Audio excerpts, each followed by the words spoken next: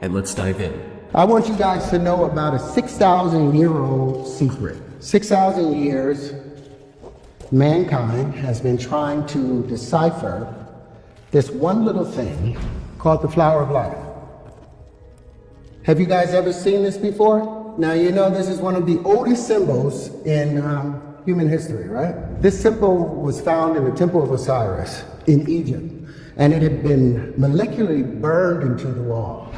And it's 6,000 years old. This same symbol has been found in the forbidden temples in China, sitting under the fufu dogs.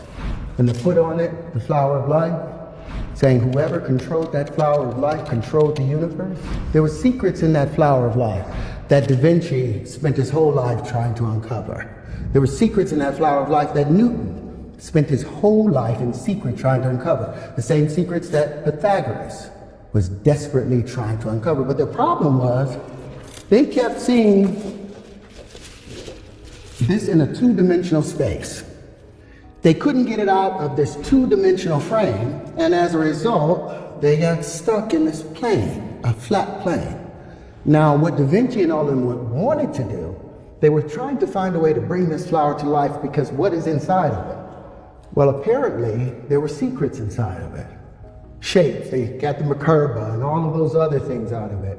But they were misled by something I think called a straight line. You guys believe in straight lines? You believe there's straight lines in the universe? Well, let me hit you with something. All energy in the universe is expressed in what? It's in motion. If something is still, there's no energy. Kinetic, right? All motion is expressed in what? You look at galaxies, are they expressed in straight lines? Expressed in vortices. All vortices are expressed in what? Waves. All waves are curved. Show me a straight line in nature. You show me where the platonic solids come from. Where do they have their foundations in our universe? Are there any straight lines? If you look at anything, there are no straight lines. That's been the mistake. We've been looking at these straight lines as Euclidean way of thinking and missing the curvature of nature. So here we are, back with the curvature of nature. And you have all these little pieces. Now, this has always been an information system. So compare some of these points. Take a point here and say, well, what's the space in between all of these things? Now, they've said that all the in-between spaces, if this is the Earth and this is the moon right here, all this in-between space is filled with what? A void. There's nothing in the void. Well, I found that there is something in the void. The elementary fundamental particles that they've been searching for at the CERN collider, the Hadron Collider in CERN, I found that their energy signatures matched perfectly to some of the pieces that I was able to pull out of here. Terrence Howard's captivating speech on the flower of life not only draws us into a world of ancient mysteries, but also encourages a profound reevaluation of geometric understanding. His assertions, far from mere speculation, find resonance in a tapestry of historical, scientific, and philosophical contexts. As we delve into the 6,000-year-old secret of the flower of life, we uncover a journey that intertwines the quests of great minds like Da Vinci, Newton, and Pythagoras with the modern rethinking of geometry. The flower of life, an intricate symbol composed of multiple evenly spaced, overlapping circles, is more than just a mesmerizing design. It's a portal into the ancient understanding of the universe. Its presence in the Temple of Osiris in Egypt and in hidden temples under the watchful eyes of fu dogs in China signals a universal reverence. This symbol, believed to represent the fundamental forms of space and time, is a visual expression of the connections life weaves through all sentient beings, hinting at the underlying unity of the cosmos. Terrence Howard's admiration for the symbol is not an isolated phenomenon. History tells us of great minds who also pondered over its significance. Leonardo da Vinci, a polymath of the Renaissance era, is known for his extensive studies of the flower of life. Da Vinci's sketches reveal his fascination with its geometric perfection and potential to unlock the secrets of the universe. Similarly, Sir Isaac Newton, in his quest to understand gravitational force and the mechanics of the cosmos, delved into ancient knowledge and symbols, including the flower of life. It suggested that Newton's famed discovery of gravity was part of a larger pursuit to decipher the cosmic puzzle embedded in ancient symbols. Pythagoras, the Greek mathematician, also journey through these mystical realms, using geometric principles to understand the harmonies of music and the structure of the universe.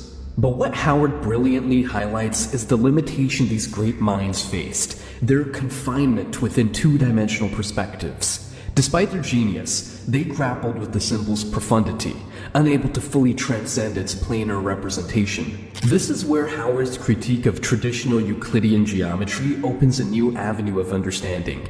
Euclidean geometry, the bedrock of much of our mathematical and scientific understanding, focuses on flat, two-dimensional planes. However, the universe, as Howard eloquently points out, isn't confined to flatness. It's a dance of curves, waves, and multidimensional forms. The flower of life thus becomes a gateway to understanding the curvature of nature. When we look at the spirals of galaxies or the intricate patterns of the nautilus shell, we see not straight lines, but curves. This realization has profound implications. It suggests that the universe operates not just in the realms of the flat and linear, but in dimensions that our ancestors possibly tried to communicate through symbols like the flower of life. Howard's speech resonates with the modern scientific understanding of the universe. The curved space-time continuum, a fundamental concept in Einstein's theory of relativity, echoes this ancient wisdom. The curvature of space and time around massive objects like stars and galaxies isn't just theoretical, it's observable. The warping of light around massive objects, known as gravitational lensing, is a testament to the universe's curved nature. Furthermore, Howard's insights find parallels in the realm of quantum physics. The elusive nature of elementary particles, their existence in probabilities rather than definite positions, aligns with the idea of a universe beyond straight lines and predictable paths. This is where Howard's theory about finding something in the void becomes particularly intriguing. The void, often thought of as empty space, could be teeming with these fundamental particles, invisible threads weaving the fabric of the universe. The flower of life, therefore, is not just an ancient symbol, but a representation of the universe's deepest secrets. The 6,000-year-old secret isn't just about a geometric pattern, it's about the very nature of reality itself. It's a symbol that has transcended millennia, bridging the gap between ancient wisdom and modern scientific understanding. I've spent 45 years searching these things out and trying to figure out what the universe really, how it really worked. And we've come to find that what will happen with this universe, they are abandoning the standard model, the ideas of black holes and dark matter, for an electric model of the universe. There's tons of paperwork of Da Vinci working on the flower of life and trying to unravel it. But every single existence, every single example, you see him making straight lines and trying to make these straight lines bend in, and therefore he was never able to open it up. Because all the universe is curved, all space is curved. And as a result, what I was doing in trying to find these straight lines, I abandoned the idea of the straight line. The shortest distance between 2 points is curved space, because you cannot force your way straight through space. Even electricity, as it moves from a southern plane to a northern plane, it always goes northeast in its direction. And magnetism, as it expands out, it goes southwesterly. And that's the spin. That's how you always know whether it's magnetism or electricity. It's the spin. Is it northeast or is it southwest? But in trying to define the spaces, it allowed me to see that all of these in between, what we have been dealing with is these petals. All of mankind have dealt with these petals, but it's these other shapes that we've ignored constantly. Well, those other shapes were the in-between spaces. They were the things that filled up the vacuum of space. And all these particles that I have, I think are the full proof of that. And it is also the full proof of the wave particle argument. Building on Terence Howard's profound insights about energy and motion, we embark on a journey to unravel the universe's hidden language, a language articulated not in straight lines, but in dynamic patterns and ceaseless movement. This exploration leads us into the realms of modern physics, where the concepts of energy and motion are understood not as linear trajectories, but as complex interplay of forces and fields. In the heart of this exploration lies the fundamental principle that all energy in the universe is in perpetual motion. This motion manifests in vortices, waves, and spirals rather than straight lines. Modern physics, with its study of galaxies and celestial bodies, supports this view. Galaxies do not arrange themselves in straight paths, but in swirling spirals and elliptical orbits, a pattern mimicked in the structure of the DNA helix and the spiraling arms of hurricanes. Howard's perspective resonates deeply with this view, suggesting a universal pattern of motion and energy that is curved and cyclic. The wave-particle duality in quantum mechanics, a concept that posits particles as both discrete entities and probabilistic waves, further illustrates this departure from straight-line thinking. This duality challenges our conventional understanding of motion and trajectory, proposing that at the fundamental level, the universe expresses itself in probabilities and patterns that defy straightforward categorization. Moving from the macrocosmic to the microcosmic, we delve into nature's curves, seeking the essence of the universe. This chapter explores how the natural world embodies the curved, non-linear geometry that Howard emphasizes. From the majestic sweep of rivers to the delicate curl of a fern's frond, nature abounds with curves and spirals. These patterns are not arbitrary, but follow mathematical principles such as fractal geometry and the Fibonacci sequence. Fractal geometry, with its self-repeating patterns, offers a window into the infinite complexity of nature. These fractals are evident in the branching of trees, the structure of snowflakes, and the rugged contours of mountain ranges. The Fibonacci sequence, another mathematical pattern, manifests in the arrangement of seeds in a sunflower, the spirals of a snail's shell, and the proportions of the human body. These patterns reveal a hidden order in nature, an order that transcends the straight lines of Euclidean geometry.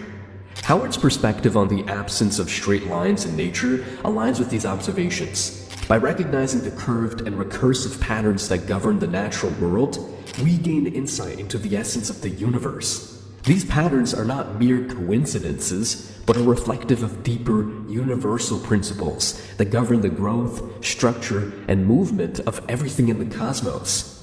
As we delve deeper into this exploration, we prepare to encounter a concept that further challenges our conventional understanding of mathematics and its application to the physical world. Terence Howard, in his insightful speech, introduces us to a fascinating aspect of this hidden order, the concept of mathematical loops. This intriguing idea, exemplified by the looping behavior of the square root of 2, reveals an unexpected and seemingly paradoxical nature of mathematical operations. But all of these wave conjugations, all of these states of matter, all of these things, it's time for that to be changed now. We have changed all of our buildings to be aerodynamic. Our airplanes are no longer based on a two-dimensional Euclidean way of life, but our math is still based on a two-dimensional way. And I think in order for us to reach the future, we have to examine that. Do you guys know about loops in math? Do you believe in loops? Do you know the square root of 2? Do you think that's a loop? Do you believe that the square root of 2 is the square root of 2? I want y'all to take out your phone for a minute then. There's this crazy idea that's blowing up on TikTok, and it's a concept called... We're going to do one thing. Put it on the calculator and turn it to the side so you can get all the long numbers out of it. Now I want you to put in 2 and square root it.